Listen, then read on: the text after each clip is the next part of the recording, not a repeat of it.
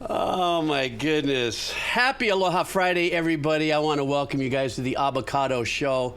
Summertime, far and few between on these Fridays, but I'm here today with my chat here. The usual suspects are here. They are my Cados in the AbbaCado. The evolution of the name is wonderful here because I have very creative people that hang out in the chat and stuff like that. So welcome to the AbbaCado show. It's a Friday. It's Happy Aloha Friday. And this is where you drop names in on the form and we do Wheel of Cheese or we boosty. And we listen to music of all type, any type, games, video games, movies, TV, and every single genre in between. You name it, we've just about listened to it. So I'm excited to get started for today. Really quick, just want to let you know, we'll be doing the Wheel of Cheese, but sporadically a little bit here and there throughout the stream. If you do the Wheel of Cheese, obviously the form is tacked up on top. Beep. Of course, if you're on YouTube watching this, then that doesn't really work out, does it? Because we're not live for you.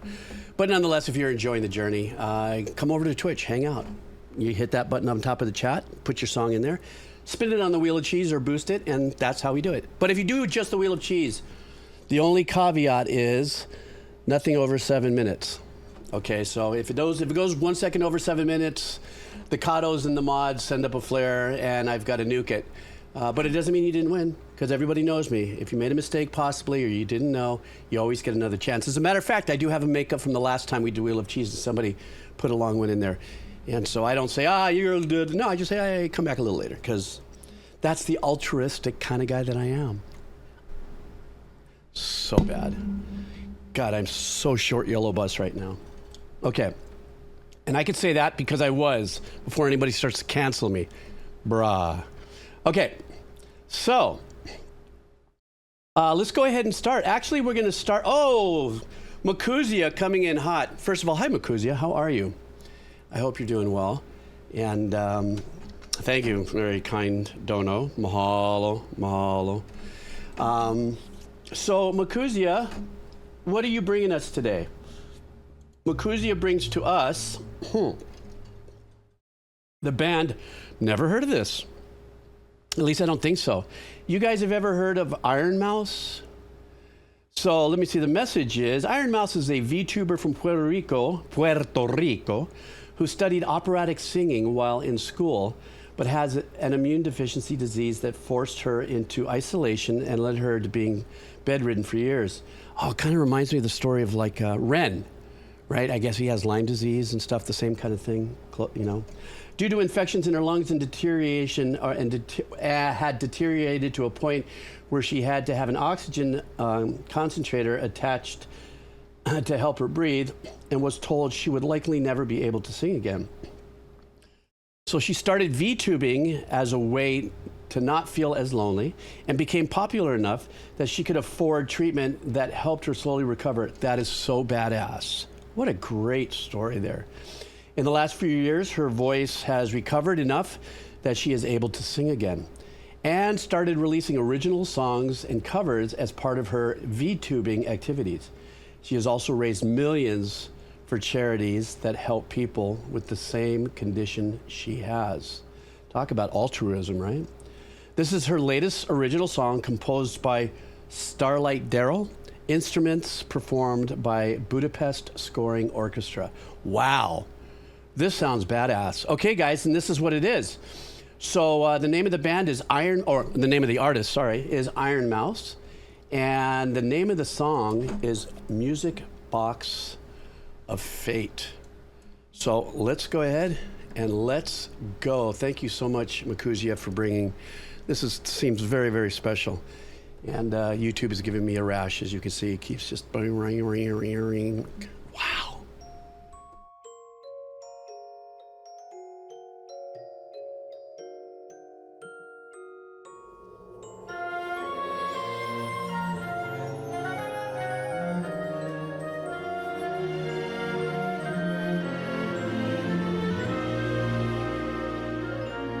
Nice dynamic there. Endless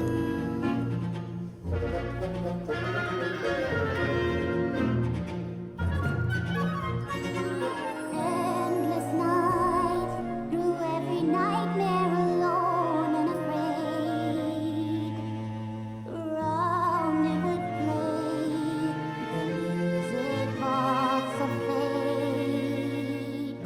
got a tango vibe to it, yeah?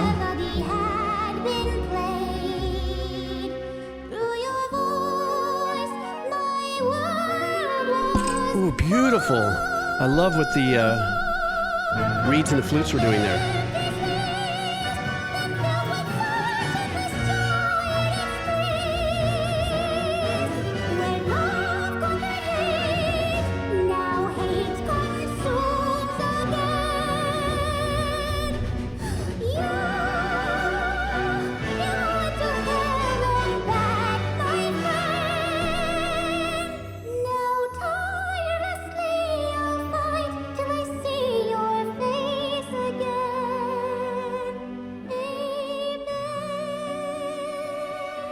What a beautiful voice. But the orchestrating is phenomenal. This beautiful bouncing around as if it's mischievous, kind of dark, but yet hopeful.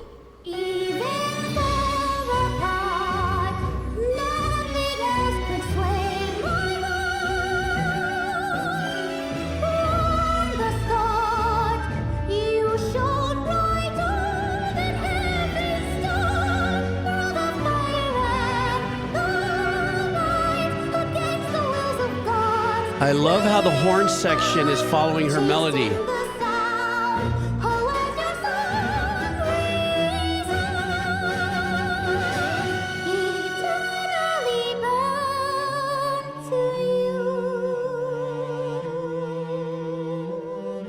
Ooh, the vibrato at the end of her phrasings are beautiful.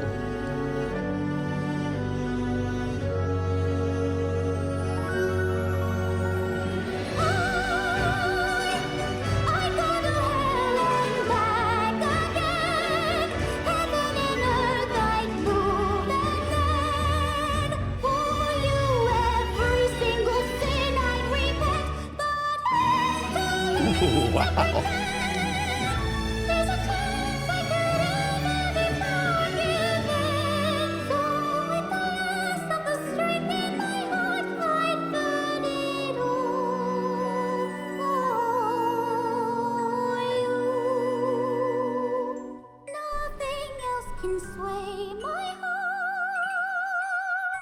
Ooh, the vibrato there. Oof.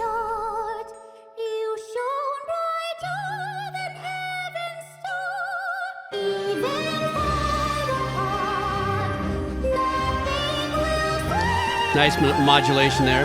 Kind of has a little bit of an auto feeling just in production, in performance.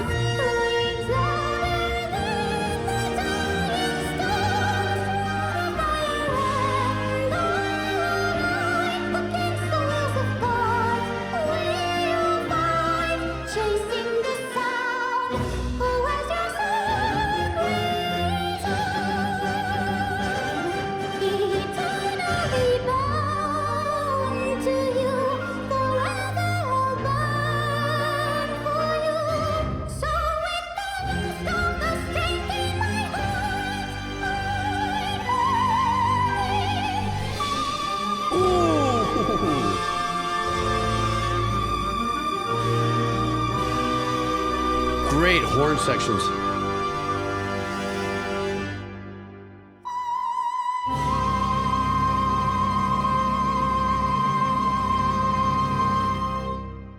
What an absolutely stunning track. There was a little bit of a Requiem vibe to it, you know, very much like in the era of, you know, Mozart and stuff like that. There was that sense, like I said, there's a sense of heaviness and hopeful, and also, you know, what's what I'm looking for? Proclaiming. As far as what the vibe of the music was, the orchestrating was phenomenal on this, just absolutely wonderful.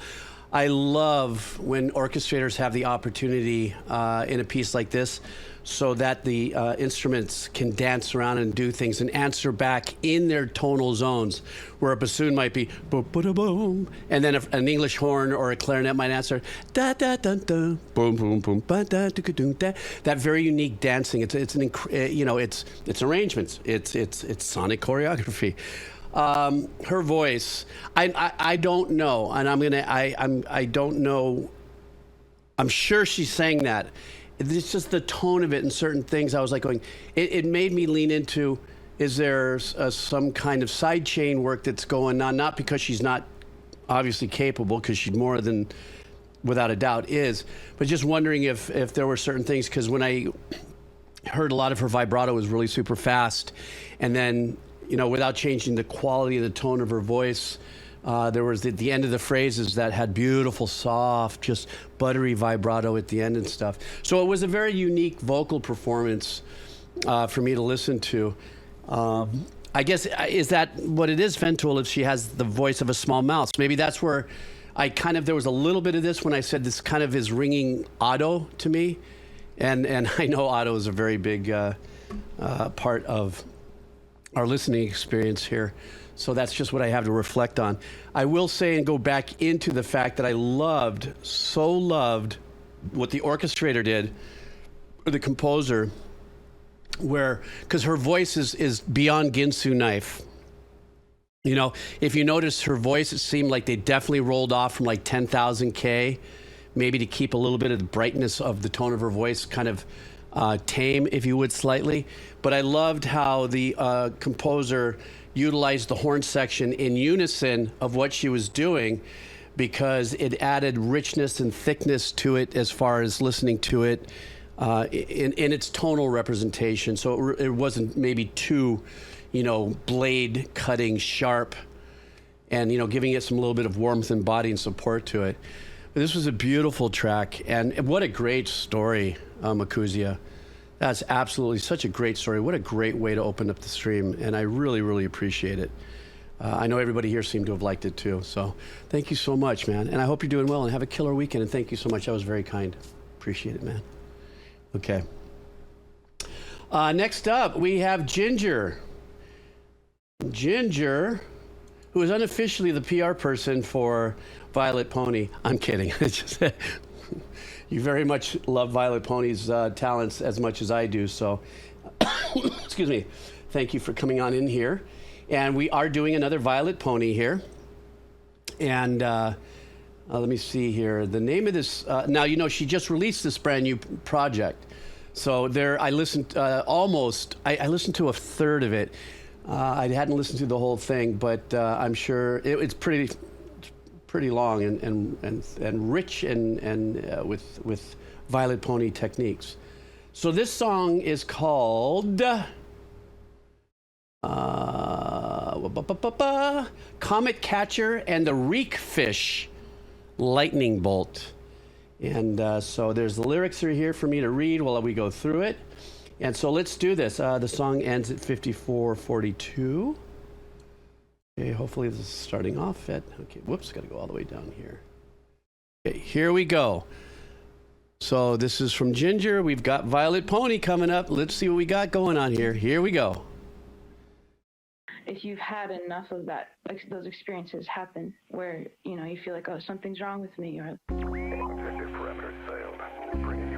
I feel like mending that, like unifying the parts of myself has been like a huge thing. Bringing in these other parts of me that I have actually that I rejected, and like bringing them back in and being like, no, like, you're okay.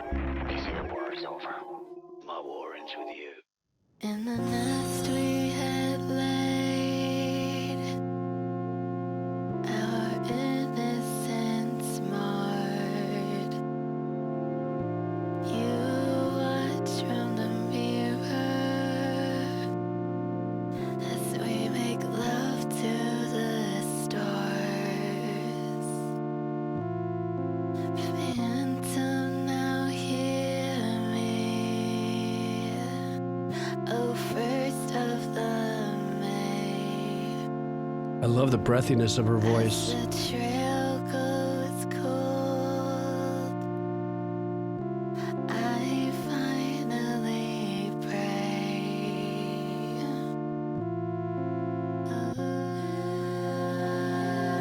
Definitely reminding me of Frou Frou Emotion Heap or Emotions Heap style production.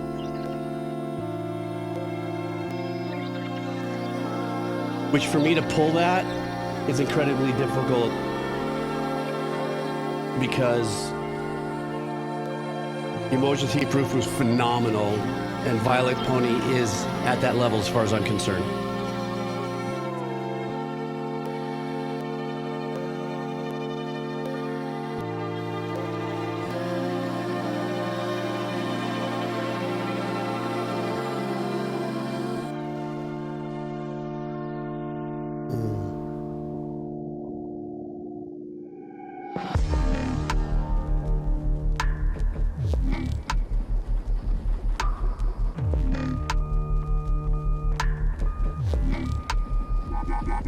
Because out of all our vast array of nightmares, this is the one we choose for ourselves. We go forward like a breath exhaled from the earth, with vigor in our hearts and one goal in sight. Are you recording? Everything comes back to you. Wasn't it obvious? Hook inside my mouth through you. What was the point of it? Oh, maybe we're just the same. Refish, dust, and flames. I can say that listening to enough of her work, I can say this is so Violet Pony. With such a unique style of production and arrangement, especially sound choice. How can I be so stupid? Wasn't it obvious? Casting a line too far. What was the point of it? Now it really done it this time. Feels cold for every crime. I know, SB, isn't that killer?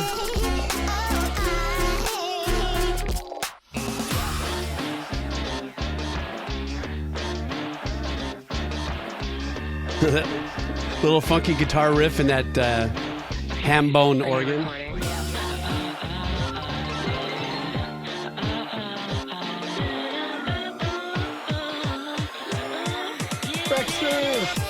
Reek first.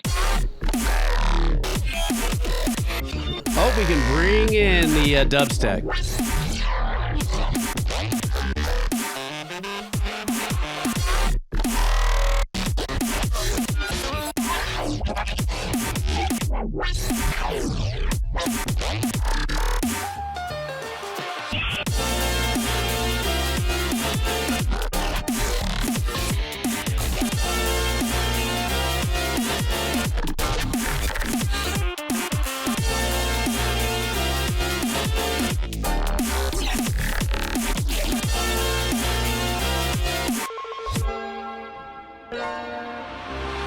No, I really just love her glitchy production. It's so musical, so well done.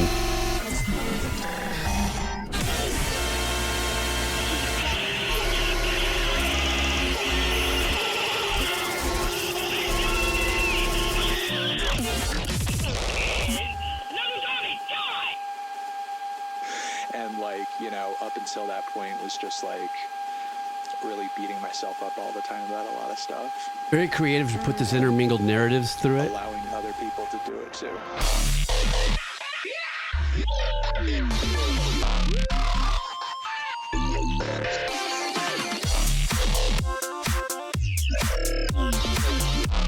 Also really creative how she's shifted the rhythm at least 3 times so far. That remains. Finish the mission. Lightning in the sky, could it be a sign? Devil on her knees, reach for the divine. Unbeliever on the palace steps. I'll do anything, lay me to my rest.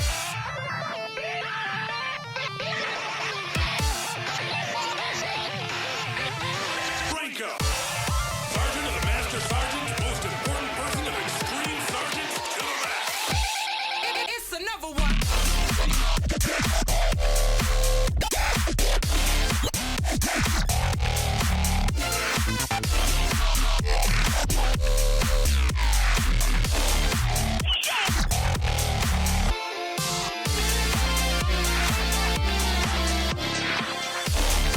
I love the polyphonic work.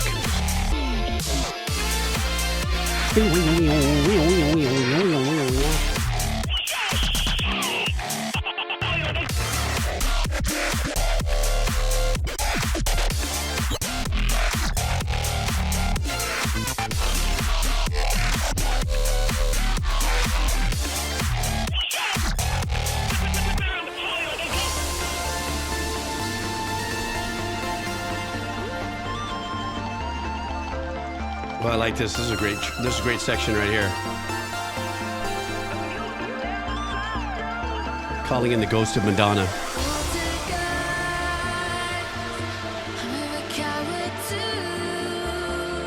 I love this tone of her voice too.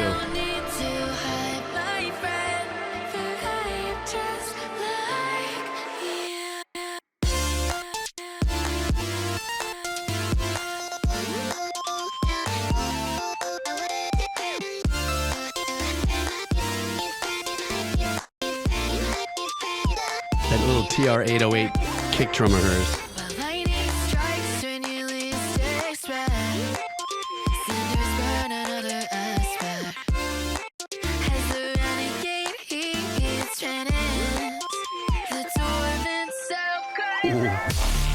Save me from myself, can see the end. Idol is a bitch and need a friend. That shooting star was missed as I look back. Falling from disgrace in the attack.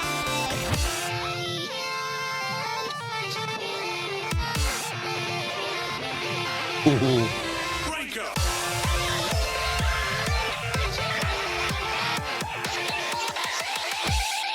It's another one. Kind of like a grind dubstep vibe here. I know the genre doesn't exist, I'm just making it up, but that's what it feels like.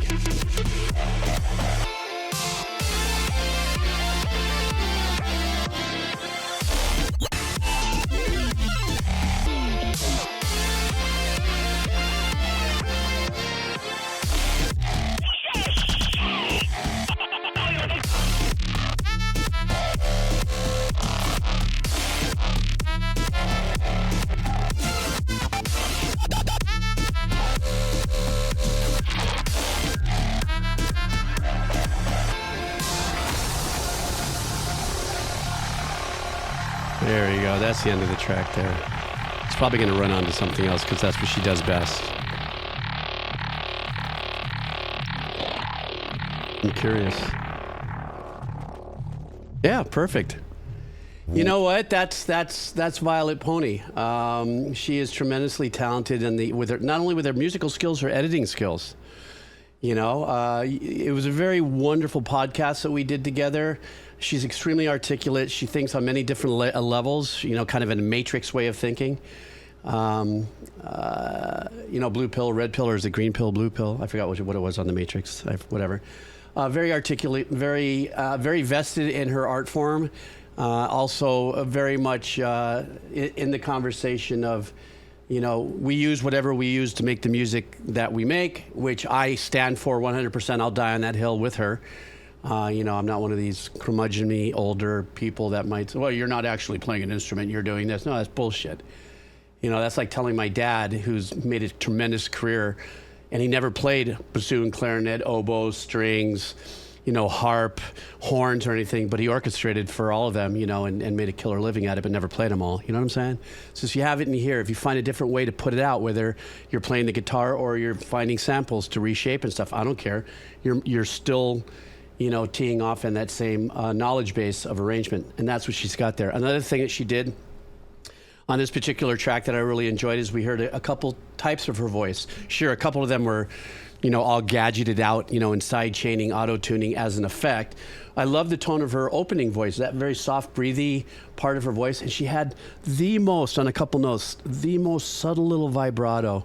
Just maybe one or two little moves on it that I thought were very revealing of her personality. So, Ginger, thank you, man. Thank you so much. And I know you're a big fan of hers, and you know, you keep bringing in the heat and her production, and we're all here to hear it. Well, thank you very much. I hope you're doing well too. You guys, don't forget to, you know, Ginger does Twitch streams. You know, I'm all about spreading the aloha any way I can. He has his own Twitch channel. Ginger, you're more than welcome to share it here if you'd like, or however you do so. I know you come into the Discord, so you can also check out Ginger's Twitch stream as well. So yeah, that's my thing. Don't forget to check him out. All right? Okay, cool beans. Okay, so next up, Lisa Wolf. Lisa B, Lisa Wolf. I always SB, Lisa Wolf. I don't know why or how, that amalgamation happened. But anyhow, Lisa, how are you? Are you lurking? Are you somewhere here? There you are. Hi, Lise. Good to see you. I hope you're doing well. Beginning of a weekend. I know that SB is already into Saturday, but for most of us, we're still lurking on a. Shirley, you can't be kidding. You can just call me Shirley. I'm just kidding. Parka pal. So anyhow, Lisa, happy Aloha Friday to you, and thank you so much. That's a kind little dono there. I do appreciate it. All right, we are going to be listening. Oh, did you bring? No, I think you brought one of these tracks before. Help me because it's been a while. The band is Nektar, and isn't that like a pre or during the same time as Pink Floyd? That whole movement, if I'm remembering correctly. If not, just clear me. Did you hear that ding, Aman? I did hear the ding. That ding. That was my burner phone telling me I had a message. So you did hear the ding. All right, yeah. Yes, the German 70s band. Exactly. Okay. Well, Lisa's bringing it back into the house here. The message is I would have read your message first. It would have answered all my questions. So we brought up Nektar when listening to Eloy, so I felt that it was fair to highlight them one more time. This is the second part of their 1972 album, A Tap in the Ocean, which we listened to previously, which with each side of the album consisting of a single piece of music. What makes this a little more special is the closing movement is considered by Steve Harris of Iron Maiden to be one of the first true thrash metal's riffs ever. If you take the toms and move them to a double kick, he's not wrong, to the point that the B side of their 1984 single Ace is High is a cover of King of Twilight. Steve Harris considers Nektar to be one of the biggest musical influences, and that makes this album and song important in the history of metal. That's a nice way to listen to this. Okay. I love these backstories. These are great. These are all really good backstories. The one from Akuzia earlier, too, was just phenomenal. All right, guys, let's do this. Lisa Wolf is bringing the band Nektar into the house. The name of the track is Desolation Valley Waves, King of Twilight. So let's do this for Lisa Wolf. Let's go.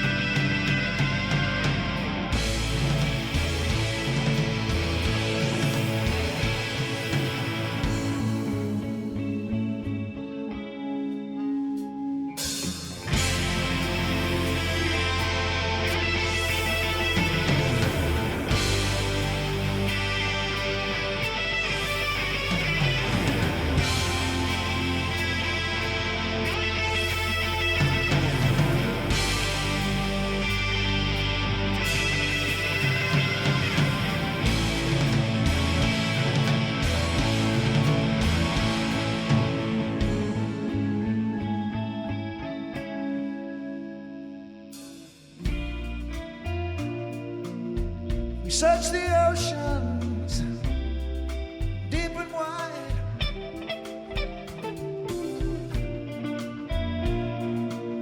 looking for our own star.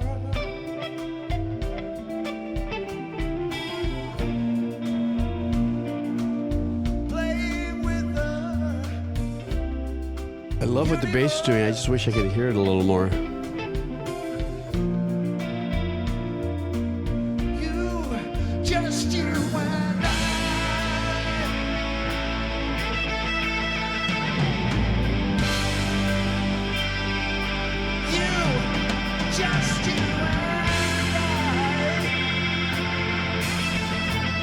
Love that organ back there. It's a dream. It's a dream. Yeah, you can hear the Leslie whipping on the cabinet for the organ. That didn't sound right, did it? Leslie's whipping the organ. I love this.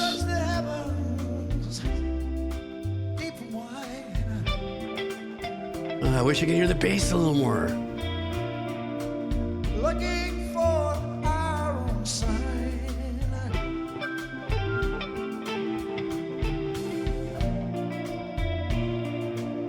Played with the sounds of time.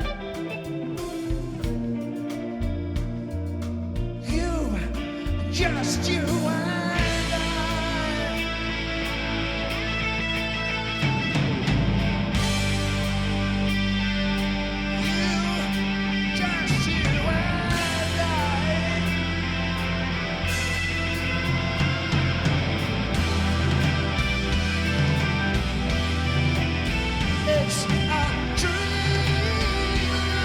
Wow, he sounds great. I wasn't going to say for his age. I'm just saying he sounds great.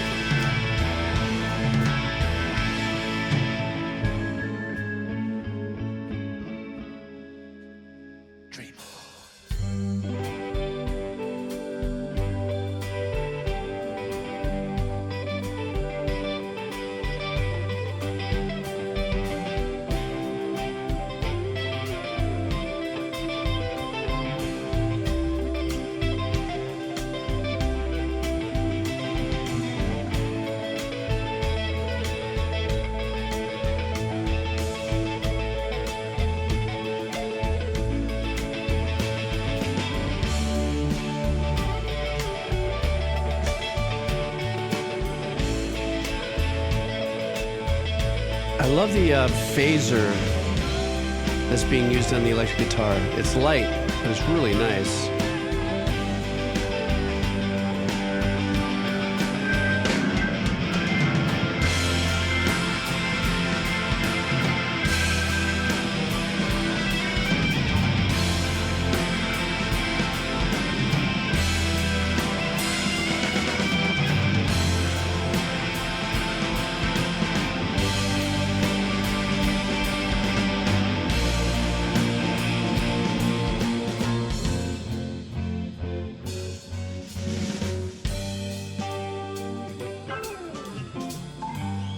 But now we're gonna get sexy.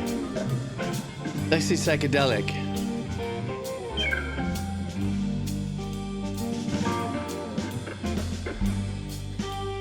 But they sound like they're 1972 kind of sounds. I mean, it's like as if they just haven't grown up, haven't changed. I can't take no more. Oh, what I took before. Help me, please. I'm falling down. Desolation. But it looks like the bass player and the keyboardist perhaps may not be original. I don't know.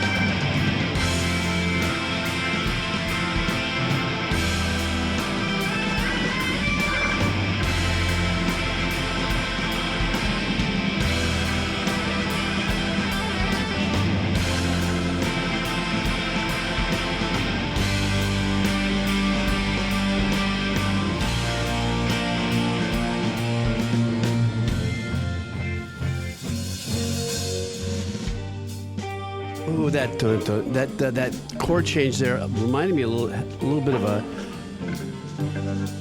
Pink Floyd move. Not so much as 3-chord change, it's just how it was used. It pulled me into this one track. I forget the Take a name of look it. around yourself. See what Ah, yes, the Dark Side of the Moon part, yeah. imagination's merged. Reality. I can't take no more. Oh, what I took before. Help me, please, Lord. I'm falling down. Oh, thank you, Lisa. Desolation valley now.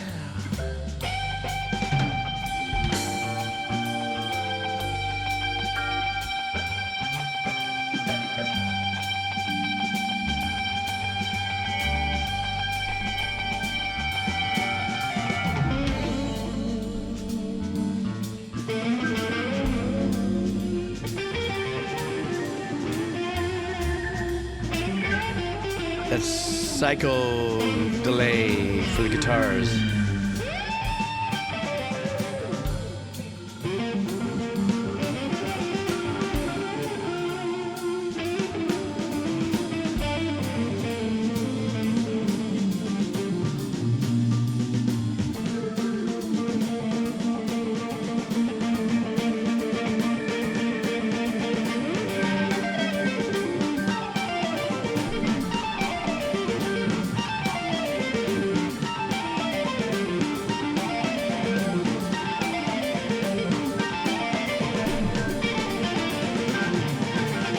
Bass is in on it.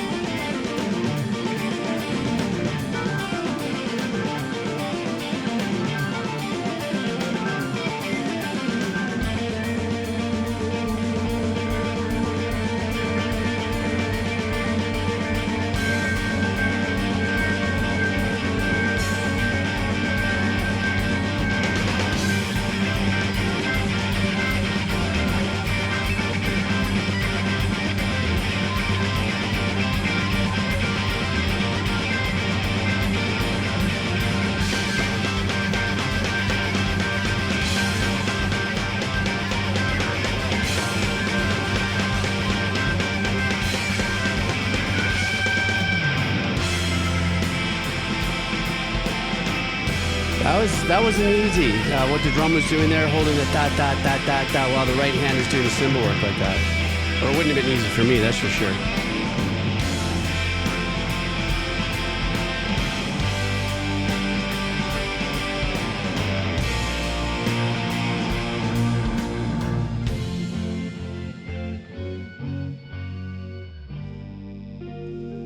There are those 3 chords again.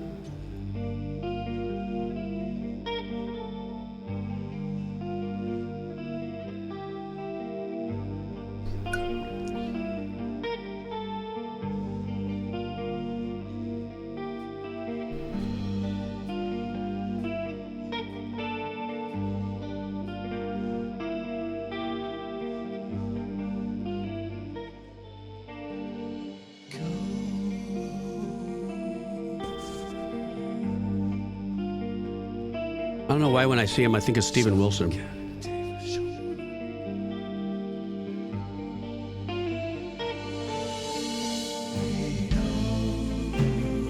Wishbone Ash. Wow.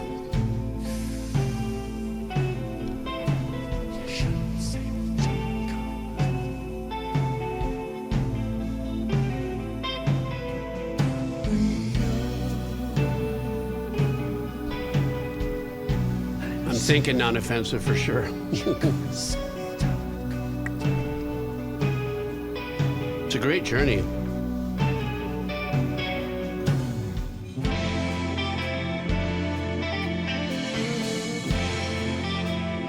This kind of music is so part of my soundtrack of life. Because while I'm listening to this, I'm getting these flashbacks of when I used to just get high and I would look at the album cover. For those of you who know, you know, and read the credits and just drift away and listen to the music, you know. Is it real? Give me a hey, hey if you know what I'm talking about.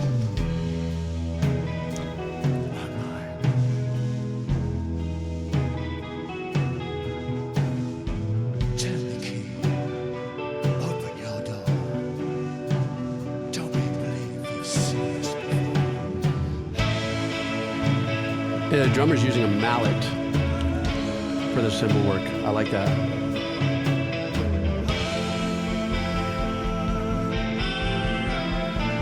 Is there any pun in that? Non-offensive? Grow out of that?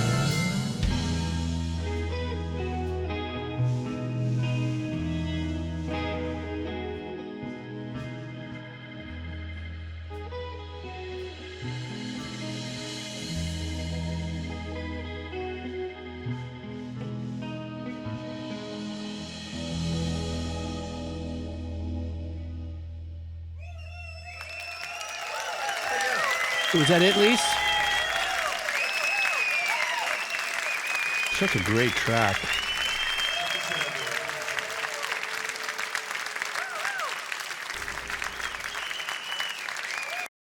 What a great track. It was such a, like I said, the nostalgia of it. Oh, it's not? It's just a small breather? Okay, we keep going. Here we go. I'm just asking.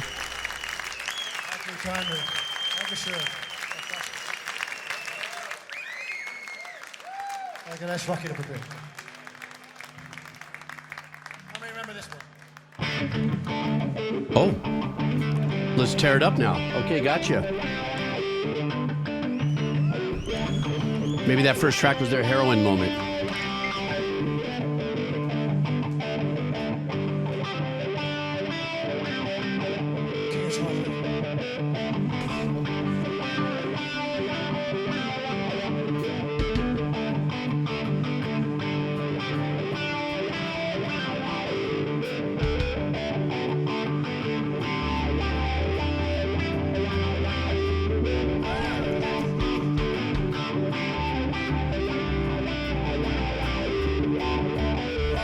Oh, did you just get a pedal? Flangers could be so fun, especially with chords when you're holding it out.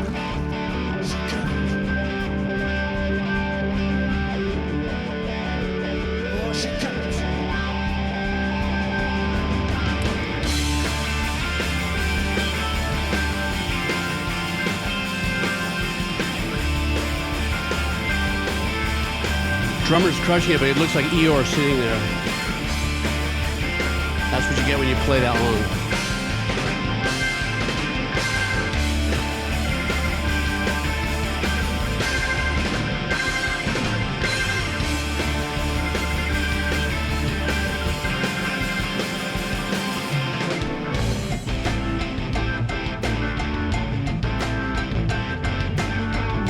Now we're getting a little Edgar Wintery here. You know if you know. I've been trying so hard. I've been crying in the dark. Don't forsake me. The time of night is near. Christopher Walken's hiding out behind the stage with the cowbell.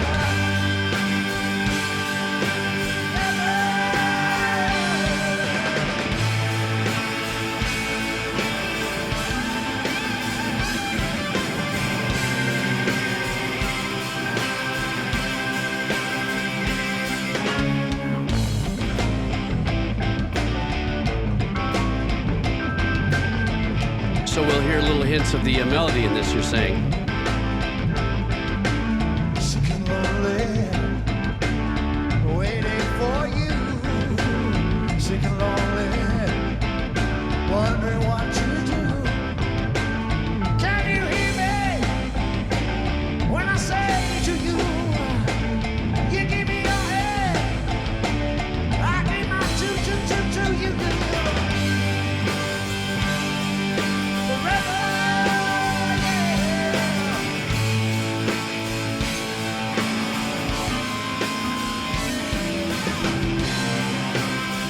Da, da, da. I don't know if the guitar player is like, whoa, where am I? Da, da, da.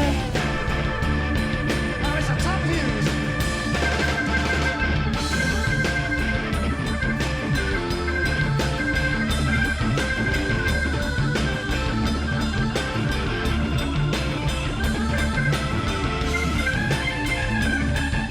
Little Black Magic Woman vibes. Yeah, no, maybe.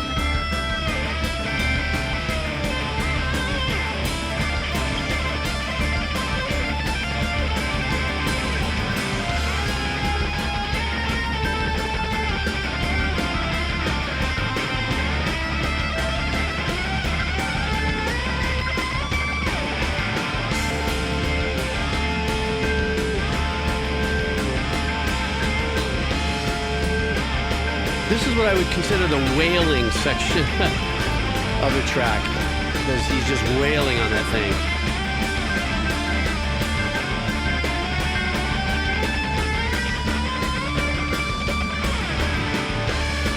You know, bass player going for a very unique tone.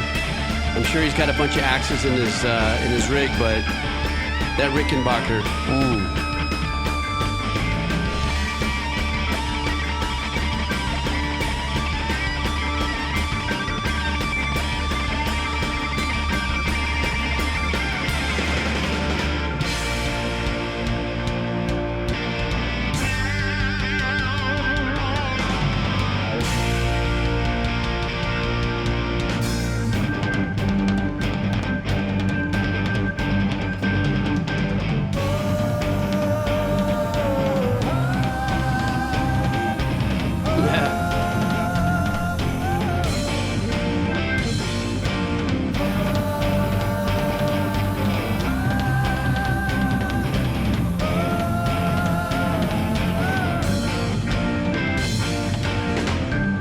When the king of Twilight calls you, I will take 10 steps to see. We all need a quick solution. And he still has a great voice. For the chance to be free. Just a chance to be free.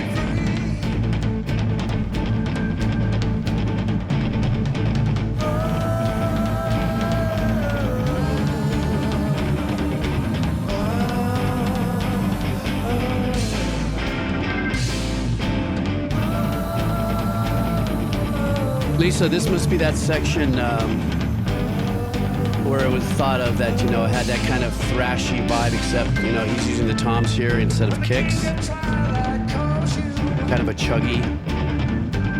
Take a step and you will see. We all need a quick solution. You know what?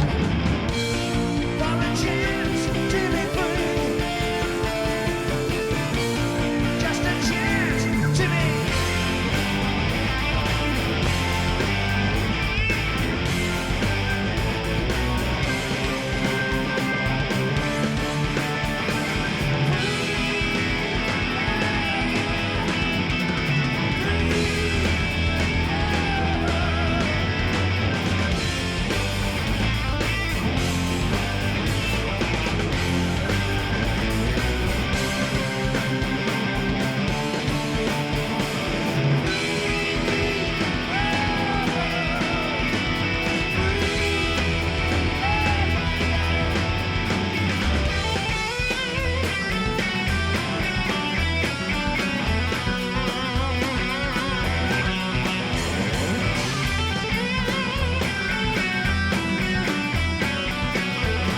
Another thing is that this is such a big, fat, bold sound.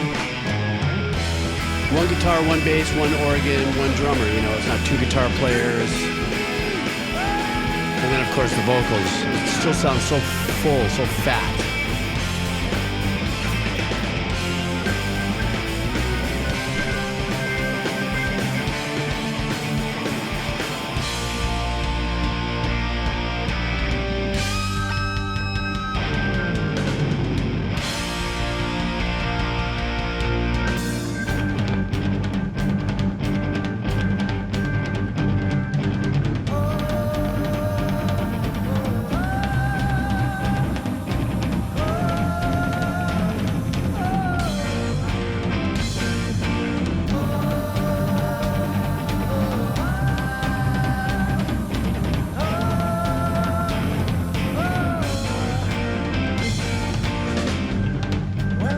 You know, this is really good sound off the board, too, as well. Take a step and you will see. I mean, for a live vibe, you know, the live mixing We console. all need a quick solution. You know what I'm saying? For a chance to be free.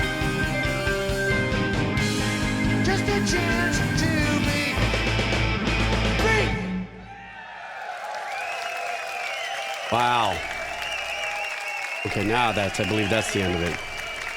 That I really loved this journey, Lisa. Definitely took. I mean, I said a lot of things through this last 20 some odd minutes of this, but really, there were so many movements in there that kept me still in that same zone. Well, the first track definitely kept me in that zone where I told you that's like remembering when I was younger, just getting baked and looking at albums and listening to it and just soaking into it. Very reminiscent of a few bands that actually had that Pink Floyd vibe as well. This last track, though, had a little bit more of the Edgar Winter, ELO kind of vibe to it. A little bit also of Santana as well. But this is, once again, like I had said earlier, the fatter sound, or the fatness of the sound, definitely tipping a hat to the engineer, the live at the console. But the arrangements of everything here really gave it authentic fullness. The guy has a great voice, too. I hate to say this, but for a guy his age, and I know that's just the worst, it's still cycling in my head because all the medical reports that I got back from my CT scan is the guy did really emphasize as he's reading everything that's wrong with me. Normal for your age. Anyhow, Lisa, thank you so much. That was a great listen, and I was very chill through this whole thing. So really appreciate that so much. I hope you're doing well as well. And I hope you have a wonderful weekend. And thanks for coming out and hanging out. And that was generous. Thank you very much. All right. Next up, A Coral Reefer. Speaking of getting baked and reading liner notes, I'm not saying that Coral Reefer is good. I'm just saying. Hey, Coral Reefer, if you're still here, drop in and say hi. We are going to be listening to a track. It says, hey, Jeeves, got another techno track, but this one's a little different than the other ones I've shown. This one has a faster pace and more in your face with bass and other layers surrounding it. So the name of this band is Area 1. The name of the song is Jack.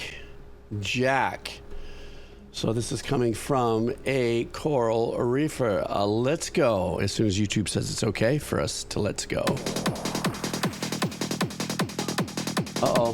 I can see everybody's emotes coming out and flying.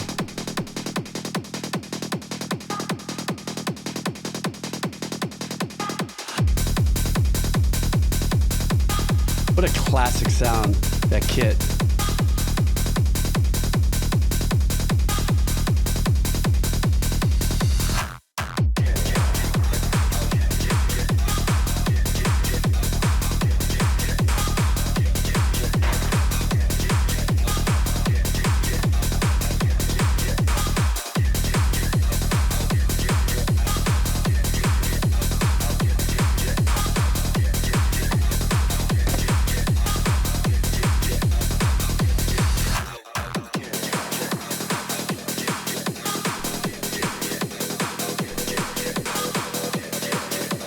I love the swelling sequence coming up and expanding.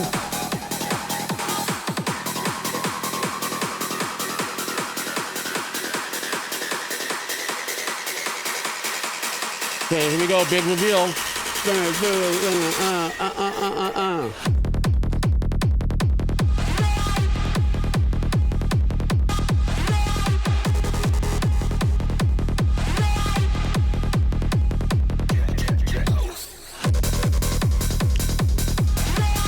Would this be like Industrial House? Oh, Euro Club. Okay. But isn't Euro Club already kind of like an ancient genre?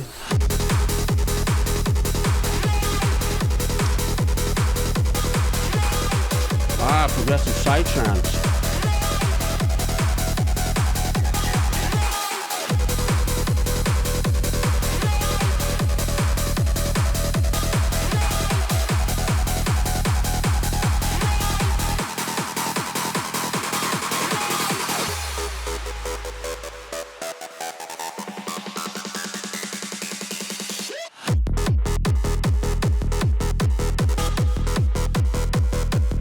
This kind of reminds me of the music like in the late 90s or mid 90s when I used to do those desert raves before they came in really big.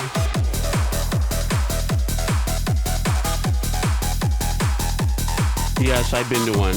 I've been to 2 of them.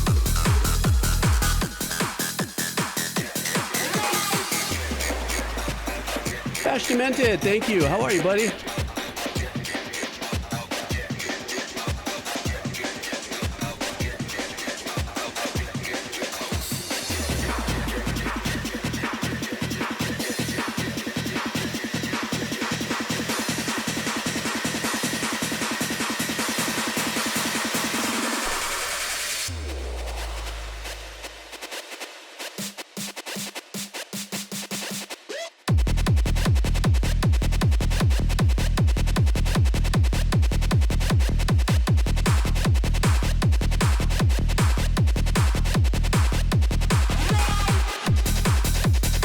Sounds like an industrial line of AI robots working on something.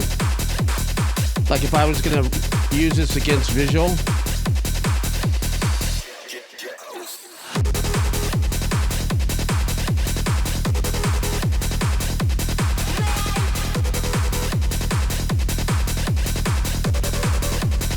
That's such a classic too, that hi-hat on the end.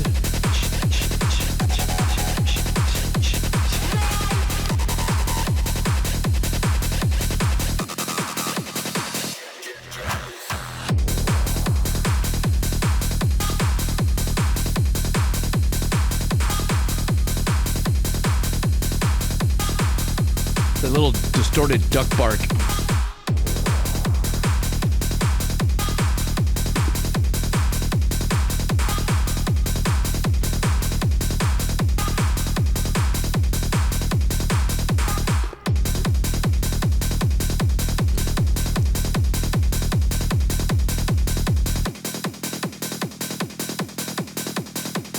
Oh, nice little reduction. That was a great reduction in the mix. I like that. They started stripping away naked. And it left us just with that little bit of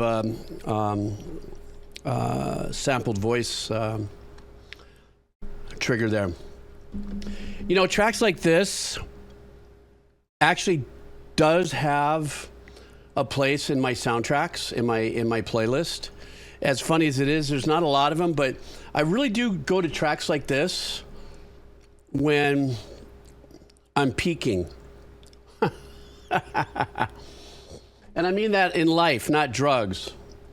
You know, this is like, you know, yeah, everything went great. This was great. You know, it's not something that motivates me to get there, but something like where I'm like, I'm revving.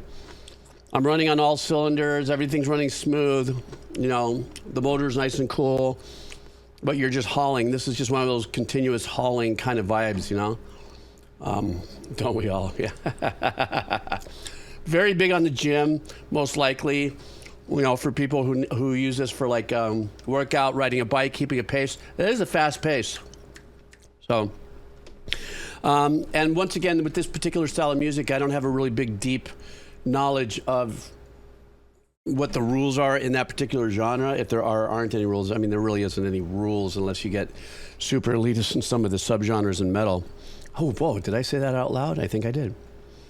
But I think what's magical about these artists, and I think most of these artists are DJs, aren't they?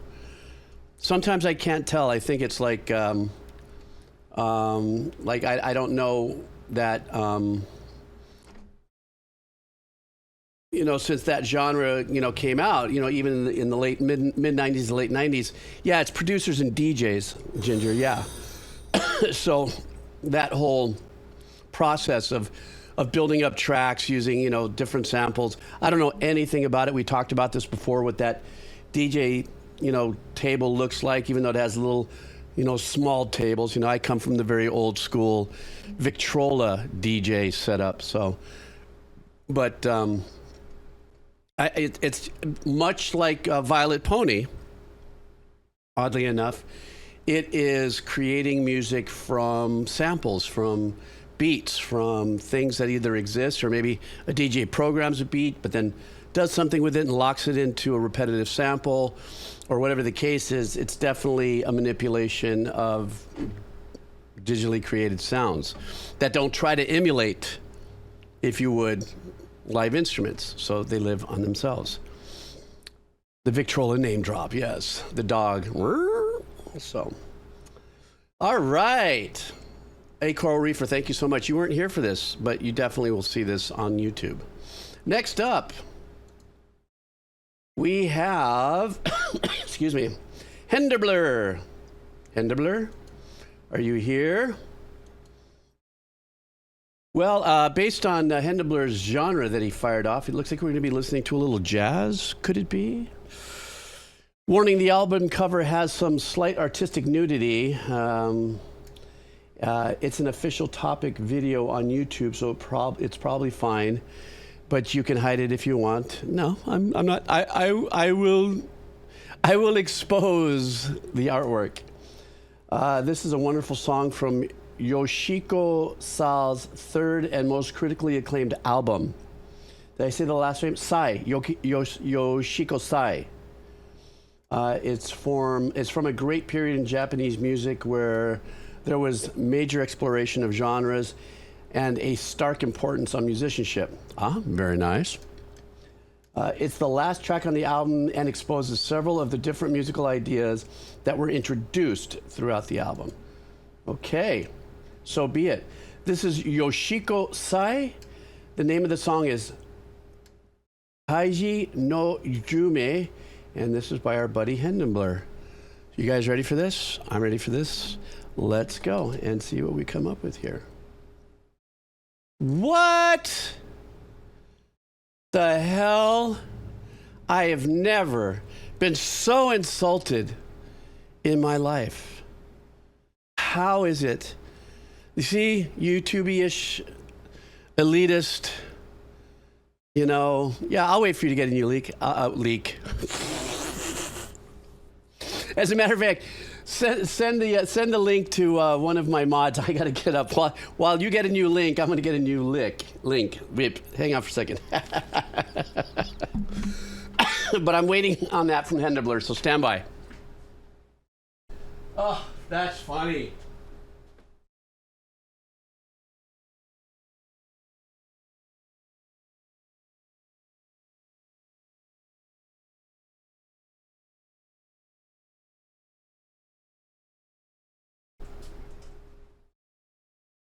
Alrighty. Yeah, let me see here. Oy. Don't send it to SB. She's cooking. What? We don't know. So, yeah. That's what's going on. Let me see here. Excuse me. Up there it is. Turnip found it. Okay, guys, let's do this now. No, I mean, here's the thing, though. I have to figure, I actually do have premium, but it's not on this Brave browser. And I don't know if I'm allowed to sign in on two different browsers on the single computer. I haven't tried it. So that could be something I need to do, especially now since YouTube has been getting really mental, or maybe Brave browser. I don't know. I have to talk to my media technical advisor, Snake, about that. So Square Meal says I can, so it shouldn't be a problem. Okay, next time around, I'm definitely going to do this. Okay, Henderbler came to the rescue, sent in the link to Turnip, and we are going to do that now. So let me get that in there. Hang on for a second. I'm going to grabby doobie. And here we go. I got it now. All right, let's go. Are you ready? Henderbler. That was such a great piece. In my head, you know, first of all, 1977. That's as raw and organic of live musician recording. That's just amazeballs on so many different levels. And this definitely had that free play vibe, or that free jam session, especially towards the end. That pianist was phenomenal. It predates my uncle's album, actually called Free Play, which is actually like that, but that's my uncle and Peter Erskine and Charlie Hayden and Herbert Laws and a couple of his friends and stuff on that project. But he didn't do his project until 1988, and this is a whole 11 years earlier. And without a doubt, I don't know if my uncle was influenced by this pianist or not, but has that kind of very unique free play flowing kind of vibe and stuff like that. But that pianist just absolutely shredded. Well, everybody did. Everybody crushed it without a doubt. You know, from the singer to the guitar player, bass player, the drummer. But I couldn't help but kind of really dial into the piano work on that. You know, and imagining it. You know, you close your eyes and I'm sitting there and I'm just imagining in real time, listening to this for the first time, the pianist, you know, playing and stuff. And so that was badass. That was such. This stream has been woo woo woo woo, you know, all kinds of different little genres and stuff, and that definitely resets the needle for me there. So, Beetle Dream. So that's like, oh well, now that you said that, and now that I look at the artwork, now it's all coming together. Okay, gotcha. Anyhow, thank you so much, Henderbler. And thank you for dropping in, and that was very kind dono of you. I really appreciate it. So happy Aloha Friday to you. Next up is Senor Rui.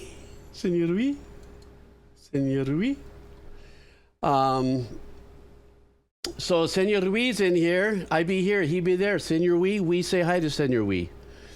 A strange clash between the lyrics and soaring melodies, described as a sad but euphoric acceptance that all things must end.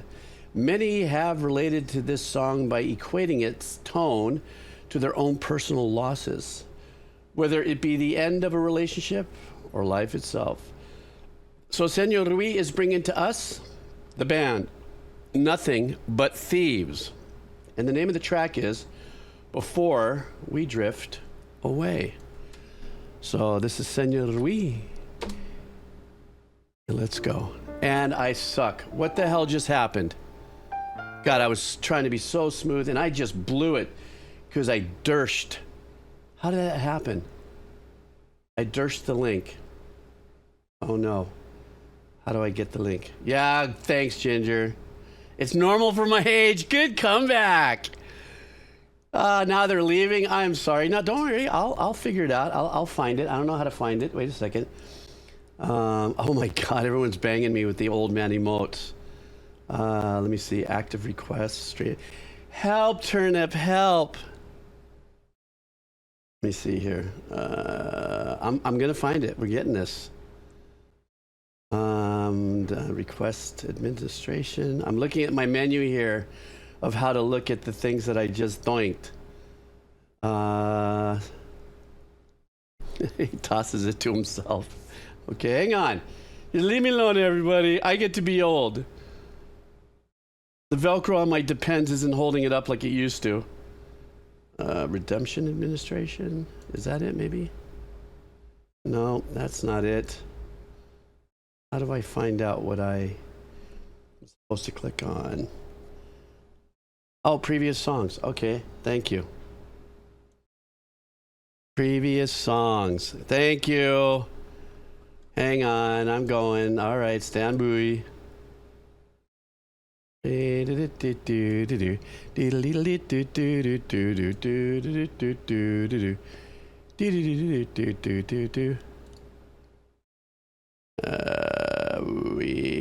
here we go. Stand by. Here we go. Okay, here it is. I got it. Okay, let's try it now, maybe, guys, that I've blacked out or my screen. Let's try this again. Jeez. I get to be old at last. Oh my God, the key to life is a healthy colon. Here we go. Nothing But Thieves.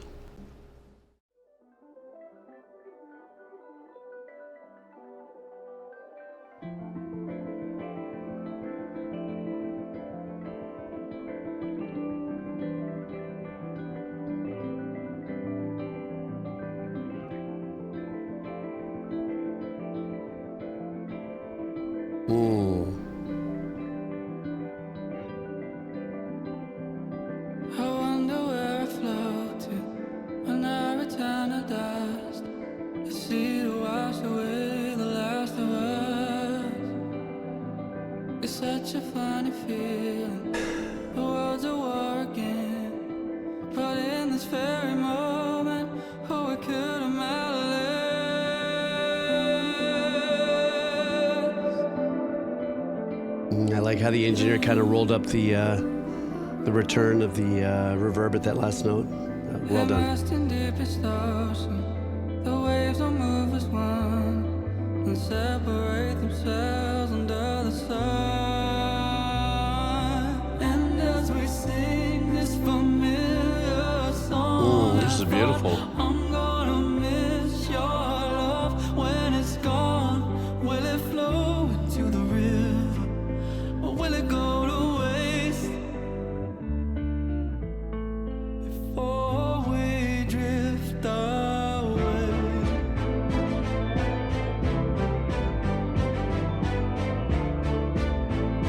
I love that super pulled back lo-fi kit.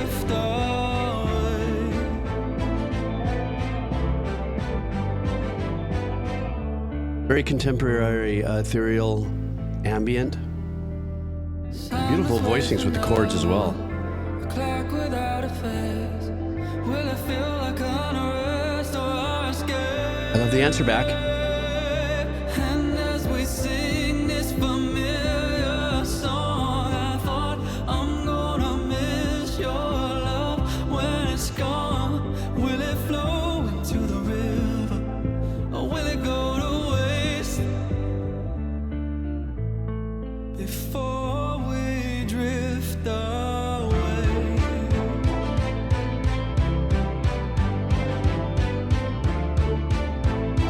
Before we drift away.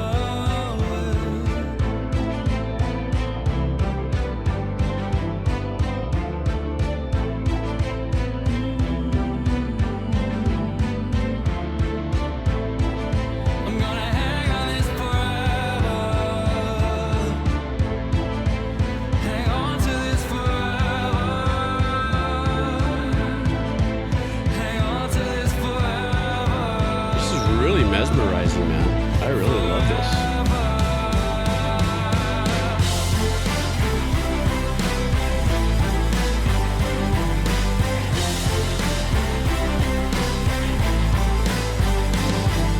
And as we sing this familiar song, I thought I'm gonna miss your love when it's gone. Will it flow into the river or will it go to waste before we drift away? I'm gonna hang on this forever. Hang on to I love how they have the string arrangement, that ostinato. It's moving around, but you have the chugs of the guitars just holding down the root, dung, dung, dung, dung, allowing the strings to hold the rest of that arrangement.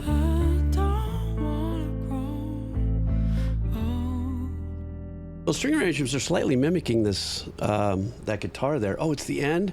Bruh, that's a bummer.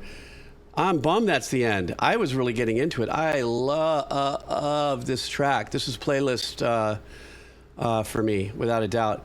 The voice, the whole ethereal vibe, the whole swimminess of it, and then also, of course, the arrangement kind of as it fluffed and folded and started stacking on it, what I didn't realize until it stopped is that the string arrangement, I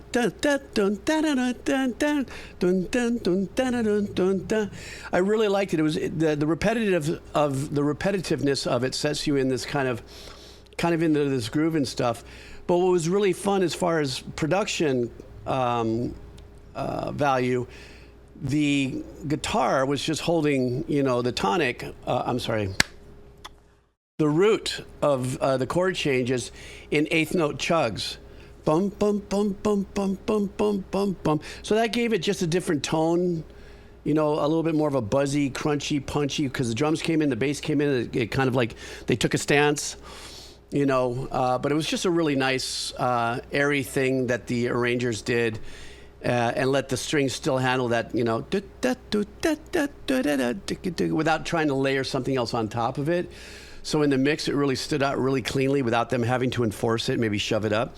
Also, I love the smaller little dynamics that engineers do, like at the beginning of the track where the vocalist held out that one note just long enough, and then you can, the mental image that you get from the sound is that last note that's being held out, you almost feel like you're sinking back, like a pull focus, you know, from a movie that looks like it's moving forward, but it's pulling backwards kind of a thing. By running up the return fader or whatever, however they do it now, and letting that wetter part of the reverb take over from the direct signal. So really nice. I really dug that track. Thank you so much. Sorry it took me so long to assemble it because I blew it, because you guys are the king of the old man emotes. So far I haven't made a really bad mistake because I haven't seen a AbbaCado emote yet, but that's probably soon to come. Okay, so thanks, Ginger. Let me refresh briefly and let's just continue. Now I'm getting a collection of the old man emotes because I opened up my mouth. Next up is DJ Tambor. Oh, we're going to be doing an OST of I think, is this a game or it's anime? Okay, so composed by Takahiro Unisuga. This track plays inside a dungeon that can be described as a haunted doll workshop that the player has to navigate through, avoiding traps and fighting many haunted dolls. Kind of reminds me of what? What was that? Little Nightmares. Remember we played that? I really did like that game. God, I bought Little Nightmares 2. Maybe I should just save that for Halloween. That's just around the corner. It's a game. Okay. The explanation of the track name comes from the comment on the video, and it's a bit long-winded, so you can skip it if you want, but it does reference a Japanese urban legend. Okay, I'm going to read it while we listen to it, okay? No way, Little Nightmares 3 is coming out? Maybe I should start playing Little Nightmares 2 just to get in on it, and then celebrate with a Little Nightmares 3. What do you say? We'll have to leave that up to you guys to count me in on that. All right, DJ, I'm going to read the rest of this. We're going to get into this track. This is the OST, Trials into Reverie. And the name of the song is Hide and Seek by Myself. This is by one of our highlight AbbaCados, DJ Tambor.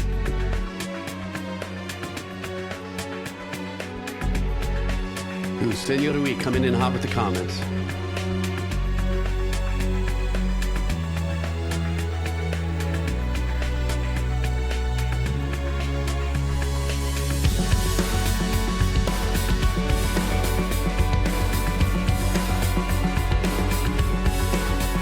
This is great. Little haunting, but maybe if they took like a desert rave into the haunted mansion.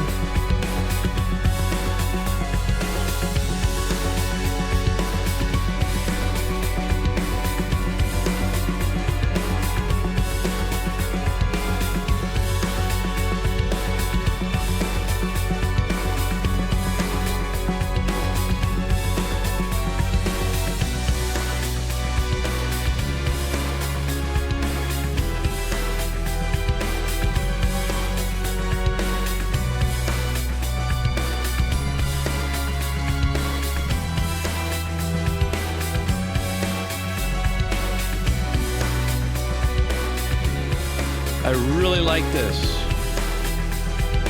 This has got to be great while the game's playing.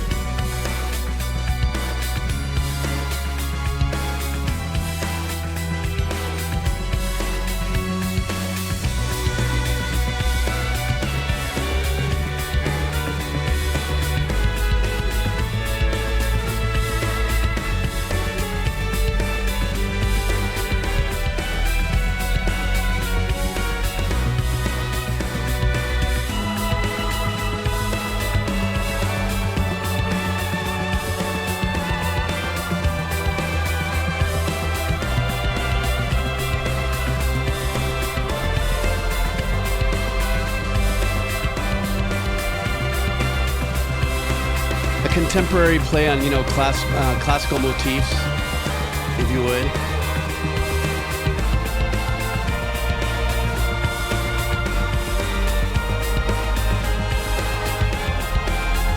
Motifs, arrangement styles. The strings are great, and I love though that the choral arrangement is taking up more of the blanket of support.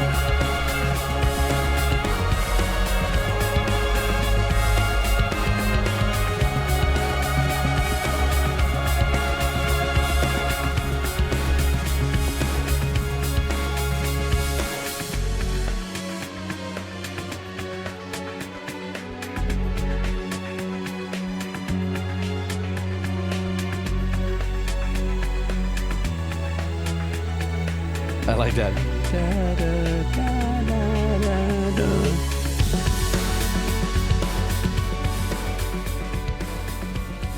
Is that it? God dang. I was getting so into that track. So one of the things about this is obviously this is a game. So there's going to be, you know, it depends how long it might take you to get through this section. None of what I heard in my earballs, you know, sometimes I listen to music when I realize it's a game. I go, I don't know if I'd have to turn that down in the game or anything like that because it would be monotonous, you know, a little kind of overbearing. But the use of the classical structure in the chord changes, along with the kind of more of a softer, I don't know what kind of drum style you would call that, kind of a dirty South. I don't know if it would be like a Dirty South at 120 BPM or something like that, and where they had that in there. I mean, it was just very comfortable. It wasn't forced. None of it felt forced. Very nice little melodies that were being held by the strings. Love the choir aspect of it. I don't know much about the game, but it seems like perhaps there's a darkness or a dungeon. Oh, you did say dungeon. That's right. Okay, so that was the vibe I was getting. Like maybe running through halls that had candle lights and, you know, jail windows or something like that. Had that kind of vibe to it, you know. So maybe a little bit of that, a little nightmares-y kind of thing, right? Something like that. Oh, it is a dungeon. Okay, good. Okay. Yeah. Yeah, I like that a lot. I like when composers do that and they manage a way to integrate, like I said, some classical phrasings, albeit light, you know, and still give it the playfulness with the drum kit, you know. Oh, it's an RPG. Okay. Does all RPGs, when you guys say RPGs or JRPGs, does that mean that they're all turn-based? Is that like kind of a shot across the bow that if you see a game and it says JRPG or RPG, that it's a turn-based game? I don't know if I'm putting that together or not, you know, but, oh, it doesn't mean that. Oh, okay, so an RPG doesn't have to be turn-based. What's an example of an RPG or JRPG that's not turn-based? You know, I'm learning here. I'm only asking you guys because I'm learning, you know. So, okay. And I've got Skyrim. Isn't that what I'm playing? I'm playing Skyrim, aren't I? And Witcher? Okay. I am playing. See, I can't even remember what I'm playing. What the hell? I actually had to uninstall it from my disk in my desktop so I can put in Expedition 33, which I'm still playing and enjoying thoroughly. So, Skyrim, you guys, here we go. Oh, shit. Yep, here we go. They're coming in. Thing is characters. Oh, I see. Characters leveling up. Oh, I see. Okay. Thank you. Okay. All right, let's continue on. Next up is going to be from the Kebab Seller. Everybody say hi to the Kebab Seller because we know he comes in. He's from halfway around the world. It's probably 3 a.m. for him right now, sleeping. And because as I recall, he's somewhere out there in that area in the Middle East, I believe. And so he says, this is as fresh as it gets. 'Twas released hours ago. All right, so this request is coming from the Kebab Seller. The game is Runescape. The name of the track is Amascut's Vision, or Amon's Vision. No, I'm kidding. Amascut's Vision. It's from the Kebab Seller. Let's see what he's bringing to us. All right.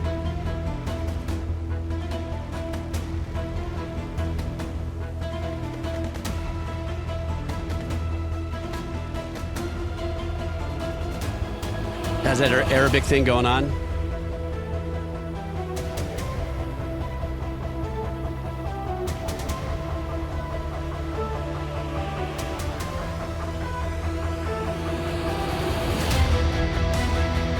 nice build.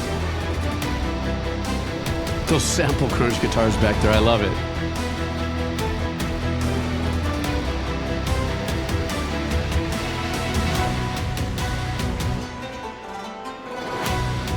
Nice. Wreaking havoc with the dulcimer there.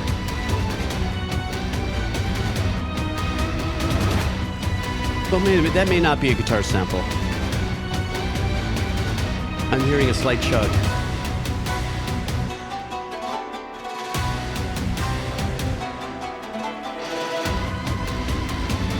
Arabic, Baltic, India, Pakistan vibes. And then pushed.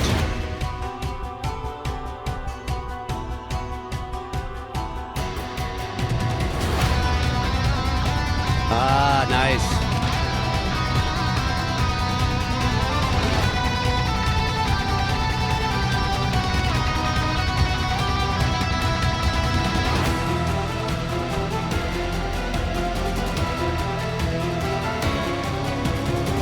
But that's a nice change there. A dark, heavy call to action. Let's kick their ass!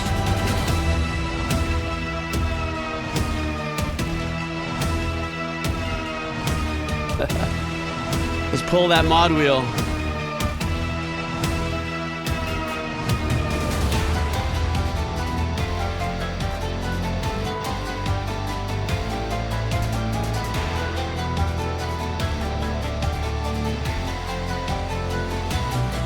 Yeah, without a doubt. Super Phrygian. The e-ticket ride Phrygian.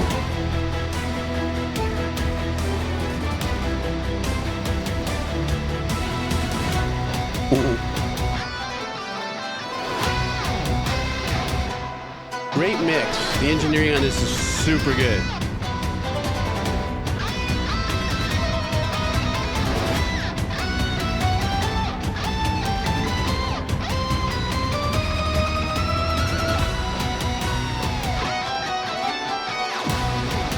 It's giving me a little bit of a Steve Vai vibe, which is a great thing.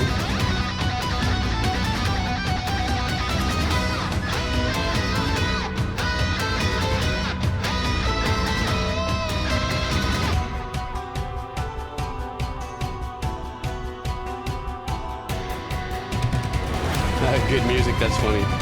The Ionian Sea.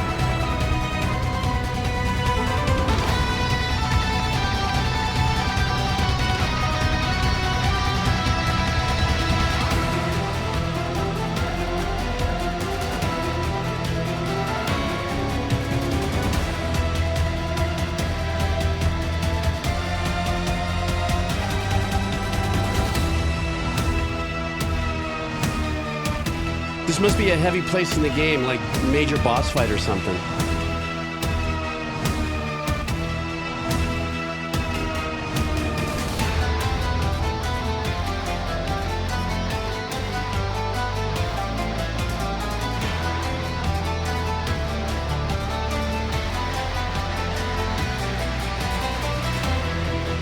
I agree with you, Dojo, for sure.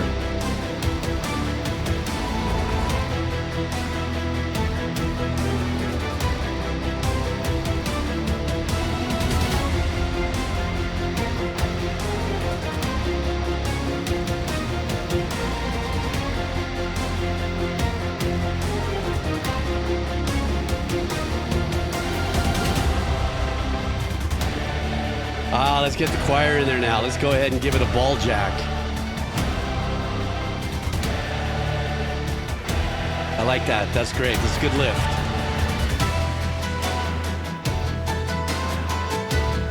But, you know, the one thing is that the producing, and the engineer didn't lose sight of the power of percussion.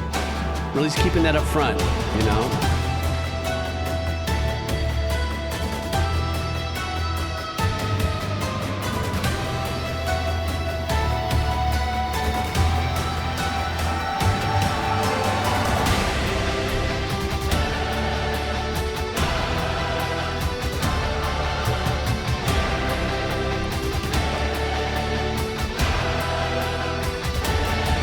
13th ostinato back there.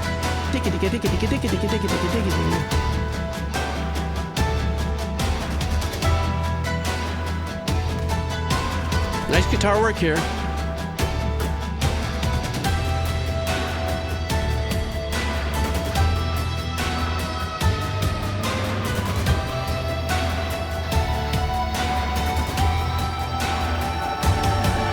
They're keeping the guitar so pulled back, which I love, so it's not turning into a guitar instrumental, if you know what I'm talking about. It's just an additional distorted dirt in the whole overall arrangement.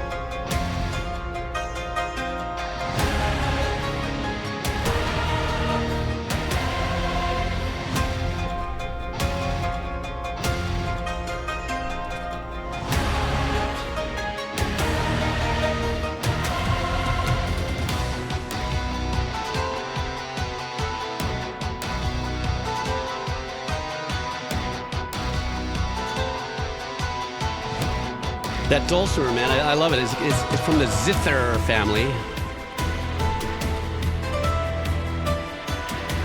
I like how they have ba-da-bum-bum-bum, that melody, how the composer has it tied into like an ambient mallet.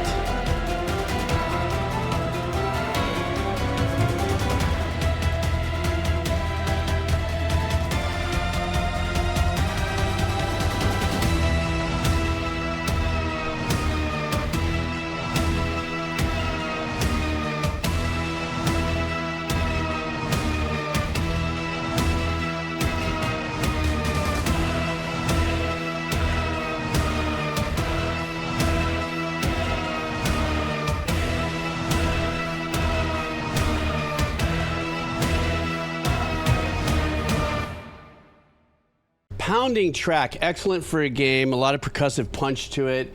Obviously very aggressive, forward-moving, kind of war-esque power. I guess, who was it that said it was a raid? I don't know what a raid means.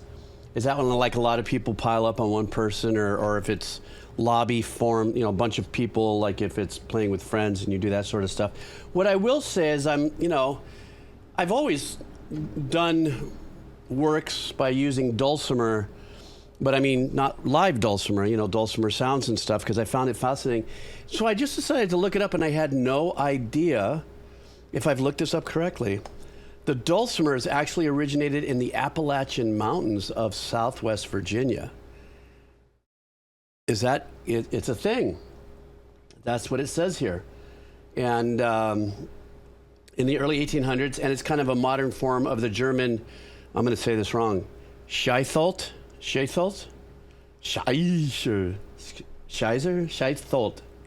After the Civil War, they made this in Kentucky. I had no idea that was the history of it.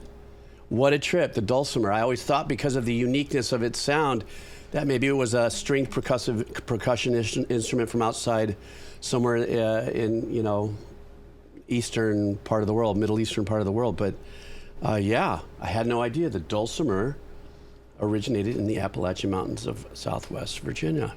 How cool is that? I had no idea. Gotta learn something. You're ready to learn something new every day, every day, every day. Are they still popular? Like the buskers or buskers? I don't know how you say that. Buskers. Square meal. Square meal. Are you in the house? Let me see something here. Wait a second. Let me make sure I get this right. Square Meal would like us to listen to. There he is. So the video is for the same song, but it's recorded in the orchestral of the orchestra performing. I'd like to watch that, actually. I like that. You know how I like the orchestral performances. Aloha, bring a little bit of opera in today, so that means that Square Meal is bringing us some opera based on his message, so here we go. This was a collaborative effort from several people that all dreamed to work with professional orchestra. Luckily, the main composer, Starlight Daryl, didn't we just do something from Starlight Daryl? Why does that ring a bell? Uploaded the footage here of Budapest's scoring performance. Oh, yeah, that's where, right. That's right, Ironmouse. The singer, Ironmouse, is a VTuber and was classically trained in opera. but due to her health situation, was unable to pursue the career. So she suffers for the common. Oh, I see. This is. Oh, I gotcha. This is the orchestral version of this. Okay, is that what we're saying? Okay, gotcha. Did you guys plan ahead to do this? I mean, you both. Come on. I love this. I don't know, but we're doing this. Let's go. This is an orchestral version. And so I look forward to this. You guys know I love watching live musicians do their thing. So here we go.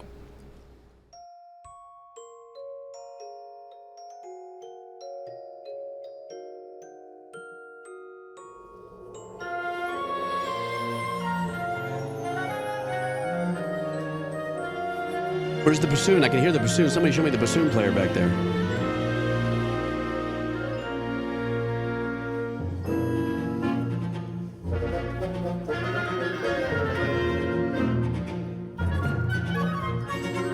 Endless nights, through every nightmare alone and afraid. Round it would play the music box of fate. Then one day, when every melody had been played, That is so wonderful to watch musicians.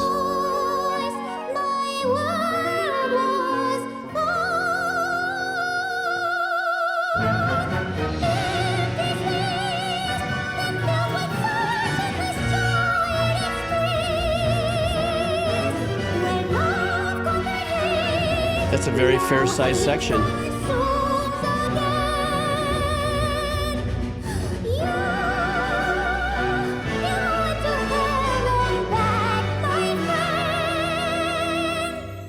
Almost looks like it's a 60-piece, all in.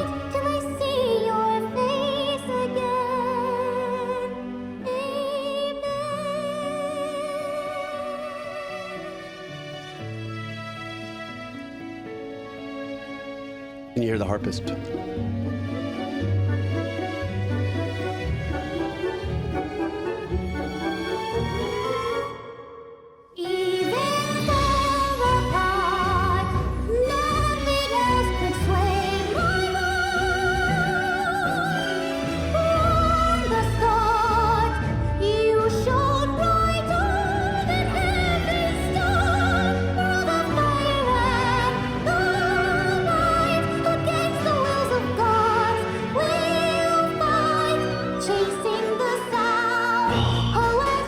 There's a great little flute line back there.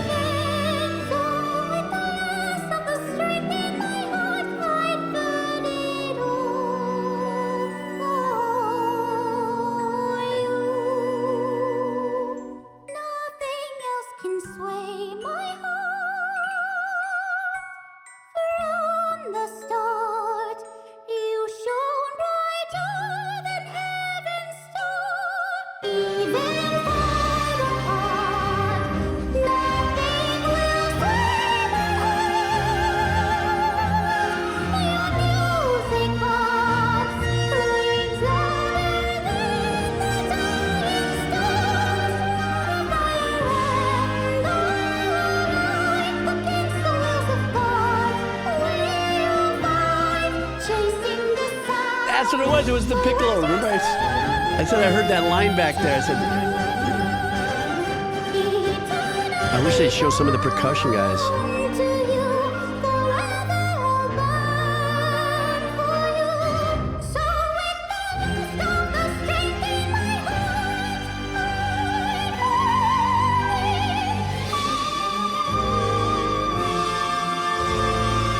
All in now. Everyone's all in.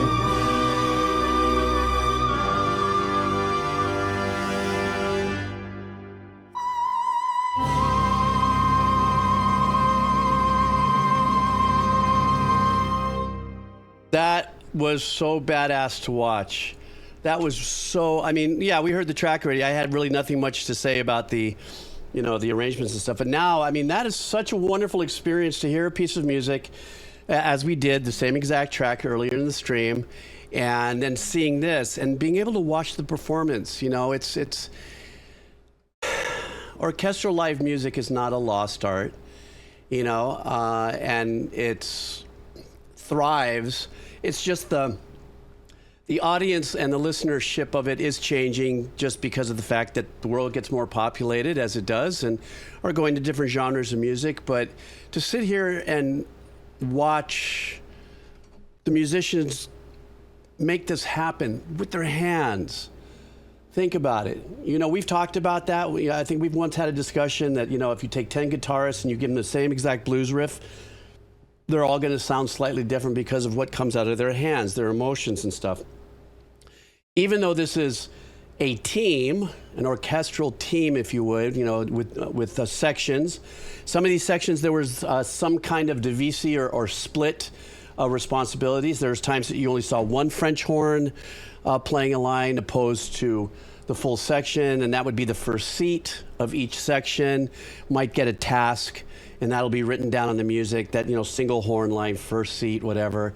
And this whole breathing, moving beast of creativity of these incredible musicians, to watch this go down. For me, it's just wonderful. For me, nostalgically, you know, for all the years of watching my father doing this kind of stuff and, you know, with all the work that he's done, for me, it's like, I remember, you know. So thank you for bringing this back. I really appreciate you having me listening to this and watching this. It's such a feel-good thing. Okay, I'm going to do one more track, take a break, then I'm going to come in with Cheesy, and then we'll continue on, okay? Jack Zira. Let's go, Jack Zira.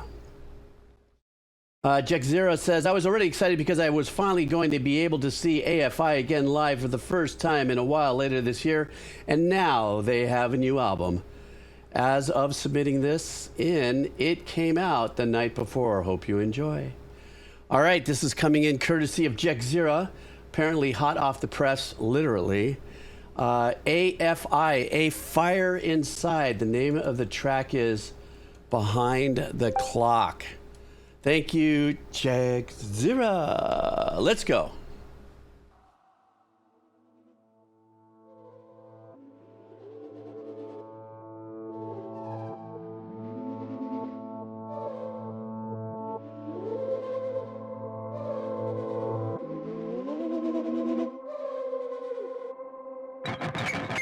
Okay, this is Trippy alla Peyote. I am Freddie Madison. I'm very young. Love the tone of his voice, man. It's right there with that bass line. Grace and Susan Blue.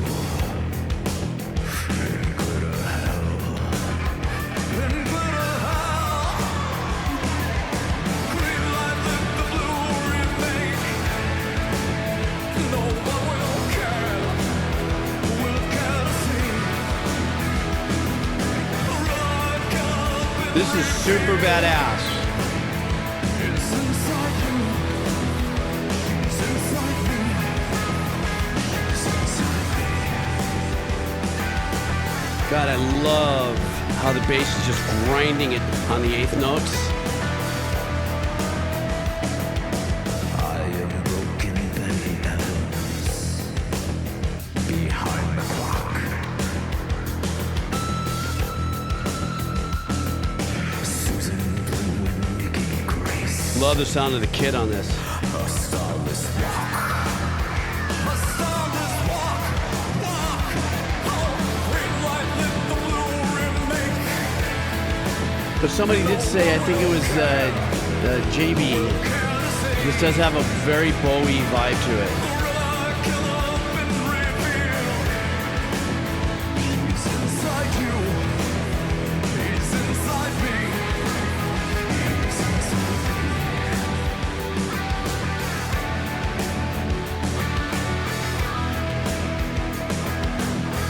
I love the two-pass guitar that's giving us a really hard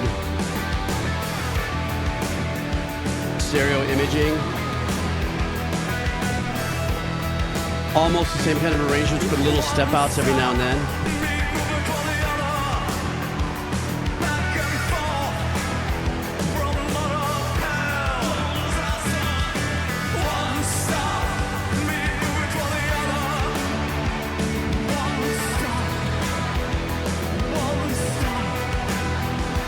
I don't know why, but I just got the image of Bender in the Breakfast Club. Like, this could have been the song of him walking out on the field, too.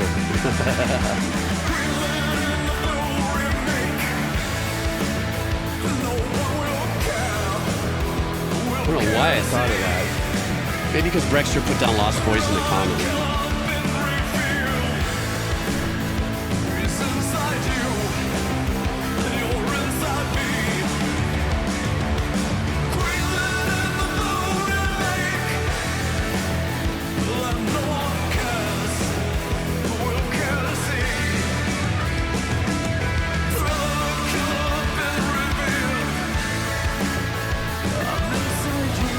God, there's so much power, and how the bass is just like keeping the throttle to the floor with that line of his.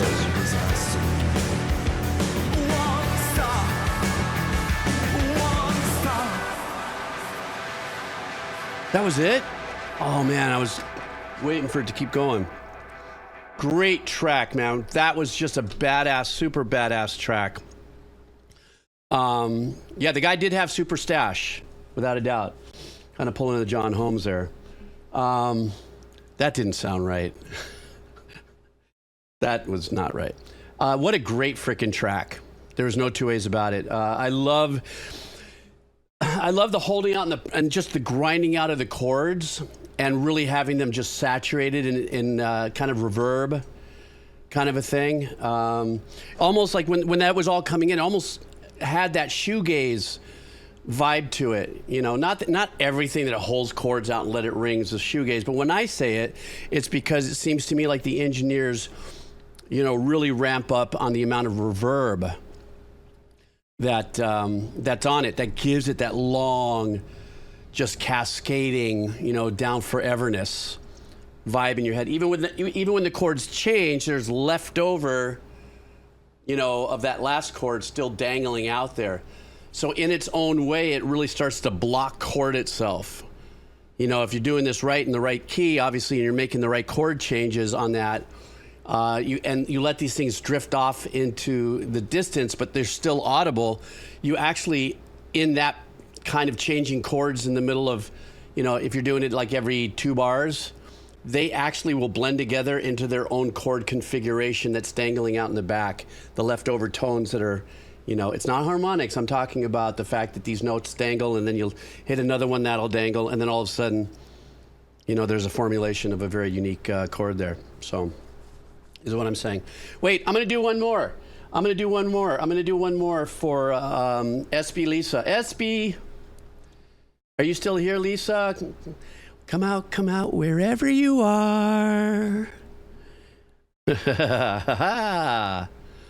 Yes, Aman, I couldn't have said it better. That's exactly what it feels like.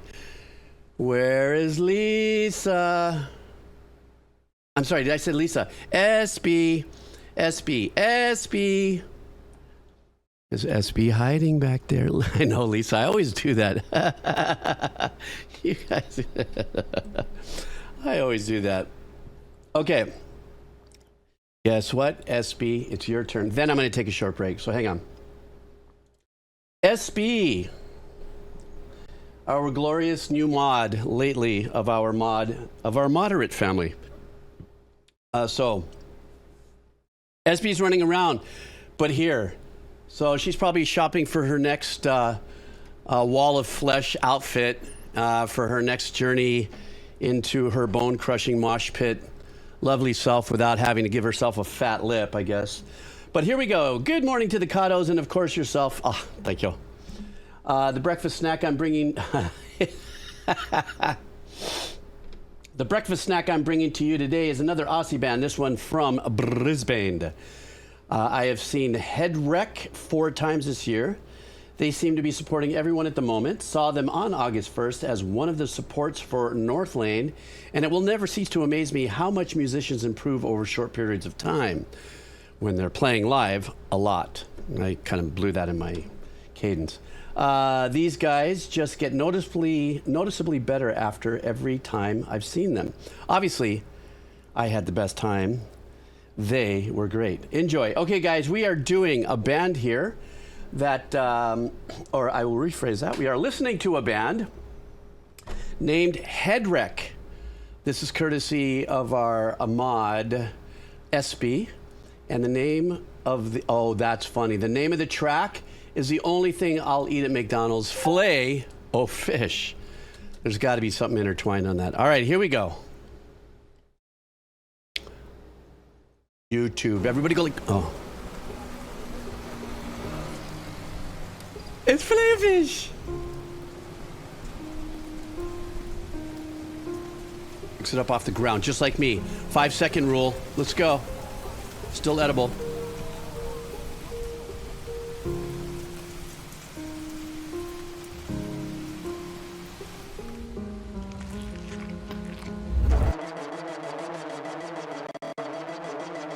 Oh, you know this is gonna bang. Here comes the flesh wall.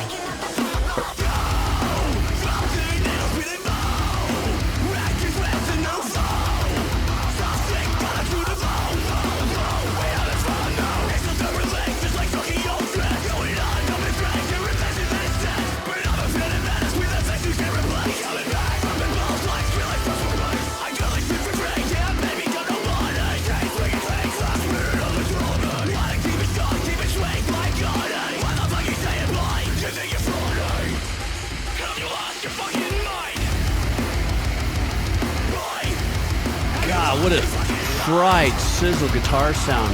And the bass is playing a huge part in that as well.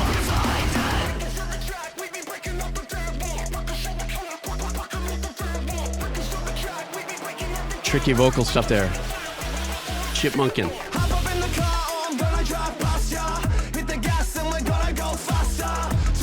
Reminding me a little bit of 12-Foot Ninja. Yeah, no, maybe.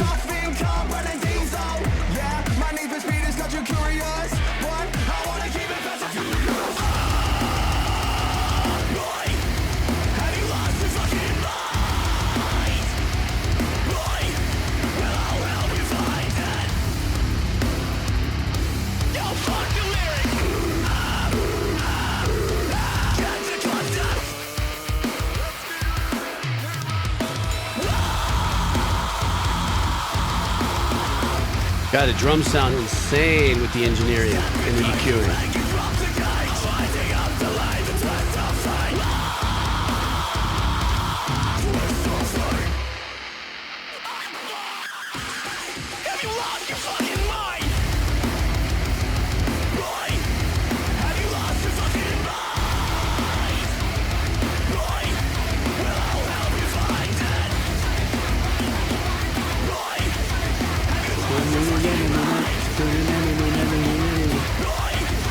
I love the pattern.